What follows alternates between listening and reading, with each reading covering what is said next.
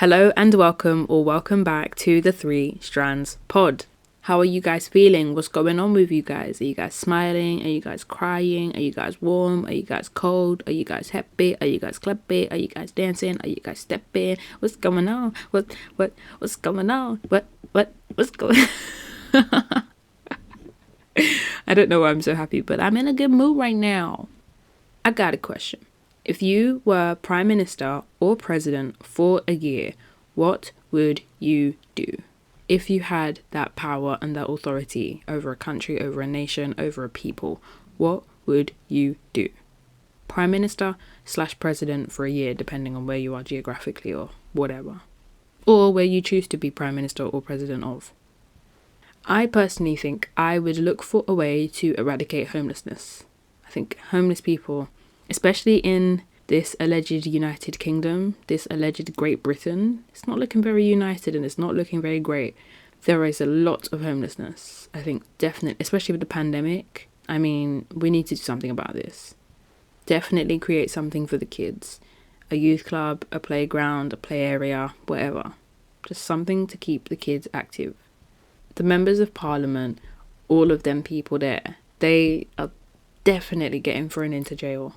All of them and their shady dealings, nah, not having it, mate. We're not having it. Dash them all into the jails.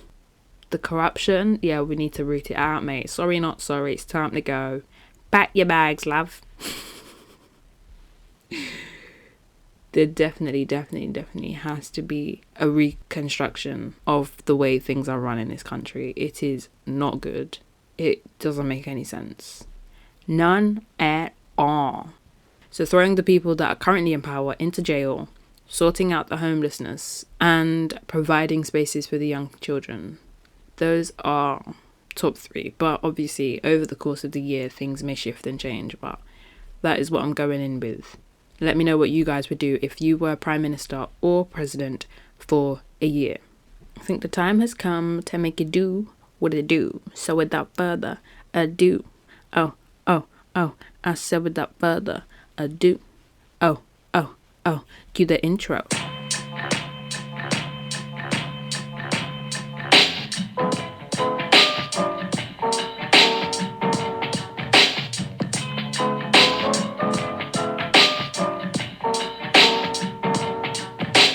I'm 20-something years of age, and life surely ain't about handouts. So I lays my plan out. Hard work is living catered to an art called survival. Consider John's lesson from conception to arrival.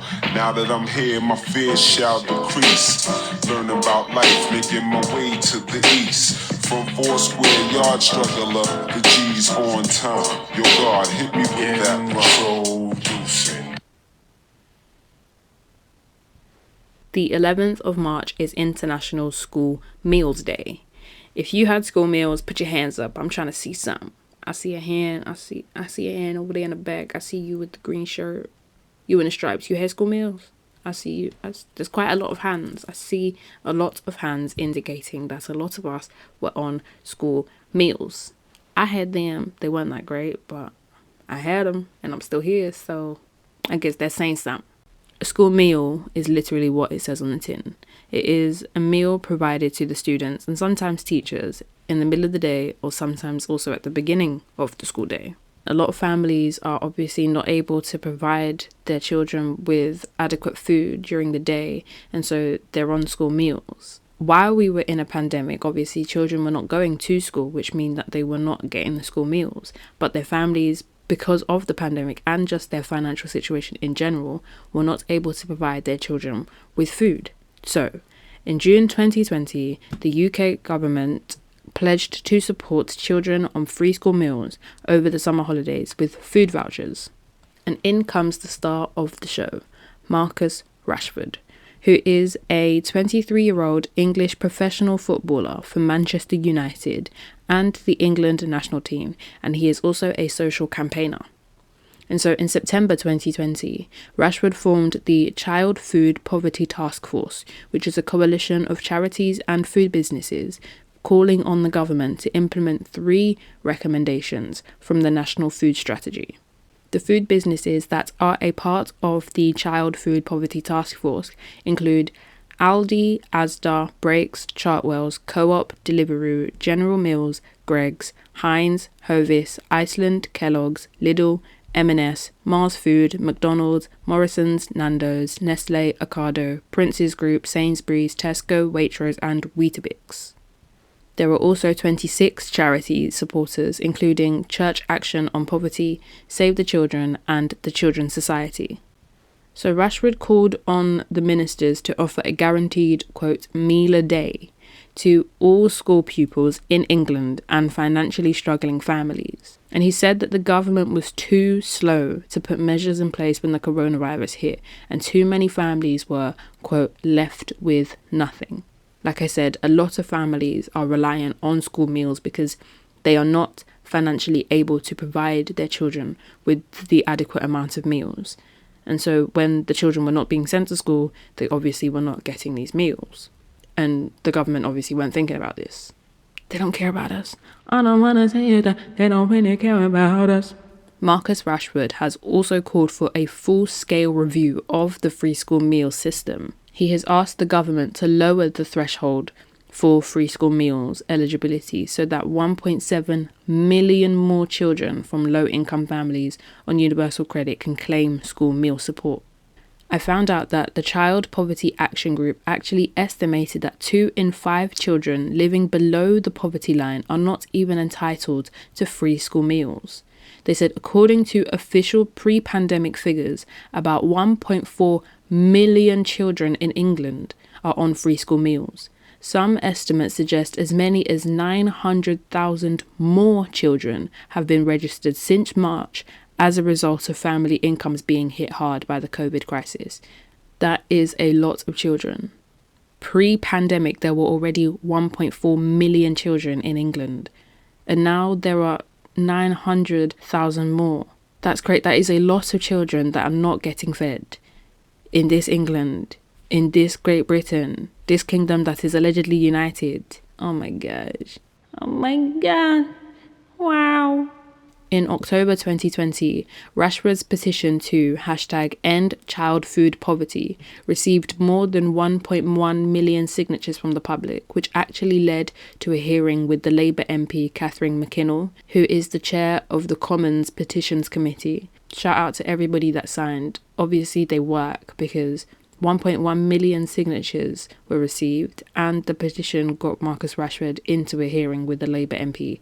I mean, guys, if you see a petition or you see something that you align with, something that you want to support, make sure you sign, because you can really, really, really make a difference, especially when it comes to ending child food poverty in England or just anywhere, whatever it is.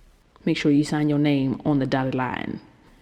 In November 2020, after a major public campaign, the government actually announced that they would have a funding package to alleviate child food poverty. And the support package is a significant progress against the 3 national food strategies, which we'll get into. But there is a lot more work to be done. So the first of the 3 national food strategy recommendations is to extend the holiday activity and food programme to all areas in England and to all children who get free school meals. That was supported by the government. The second is to increase the value of Health Start vouchers to £4.25. That was also supported by the government. The third is to expand free school meals to all under 16s where a parent or guardian is a recipient of universal credit or an equivalent benefit. That has not yet been supported. The United Nations International Children's Emergency Fund, or UNICEF, is a United Nations agency responsible for providing humanitarian and developmental aid to children worldwide since 1946. And they have worked in different countries like Colombia, Ethiopia, Mongolia, Rwanda, Venezuela, Zimbabwe, loads of places. And for the first time, UNICEF is helping to feed children in the United Kingdom. Anna Ketley from UNICEF said it was about, quote, plugging a gap. She also said, "We are one of the richest countries in the world and we should not have to be relying on food banks or food aid." I can't think of anything better to paint a perfect picture of life here in this alleged United Kingdom of this so Great Britain. UNICEF are feeding children here in what is supposed to be one of the richest countries in the world. I get that we're in a pandemic, but the government sucks. I'm sorry I had to say it. I mean, I'm not sorry. It sucks. I hate it here. As always, I had to go online to see what people are saying, to see their thoughts and their views and their feelings on this whole Marcus Rashford is doing more for the hungry children than our own government situation. One Twitter user tweeted, "As someone who was a single mum in my teens before becoming an MP, I can tell you that the people, quote, pushing down working class families are Tory MPs who vote against free school meals and vote to cut universal credit by £1,000 a year." Another Twitter user said, "The government are once again refusing to fund vouchers for free school meals this Easter holiday. Must we do this merry dance again of being shamed into doing the right thing whilst people are reeling from losing their jobs and income?" Matt Hancock, who is the Secretary of State for Health, said, "We do not suffer from child poverty in the UK." And somebody quote tweeted his tweet saying, "If that was the case, why was there a vote on whether children should get free school meals during holidays, and why did the government do a U-turn due to Marcus Rashford's very public campaign?" Another user tweeted, "The Conservatives have run out of road if Indian charities and now UNICEF are having to feed the children in England. Only negligence and corruption leads to this. Imagine UNICEF having to divert funding from Rwanda to help London." The government did provide some food vouchers and food, like, I don't even know what you can really call it, like basically like a lunchbox kind of package something. It just was like one slice of bread, 2 carrots and a tin of beans. Like this, it doesn't get any more British than that. And they were like, "It's cost us £30. Oh my gosh, this government is appalling. But I will leave a link to the image of one of the food packages that was giving out that like people were debating over. I hope you guys kind of understand the importance of free school meals here in the United Kingdom. I hope you get a glimpse into what the government here is like.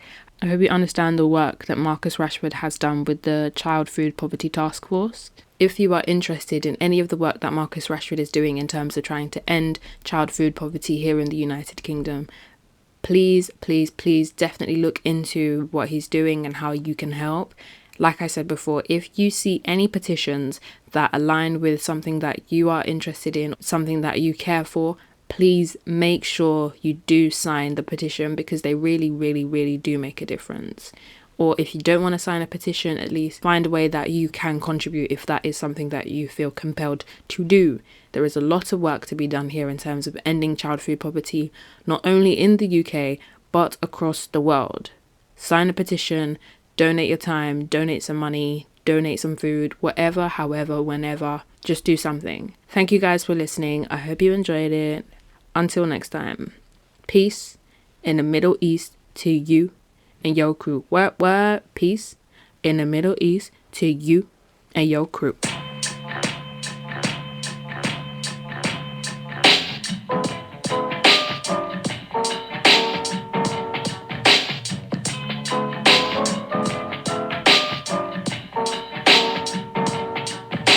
I'm 20-something years of age, and life surely ain't about handouts. So I lays my plan out. Hard work is living catered to an art called survival. Consider Jah's lesson from conception to arrival. Now that I'm here, my fears shall decrease. Learn about life, making my way to the east. From 4 square yard struggler, the G's on time. Yo, God, hit me with that rhyme.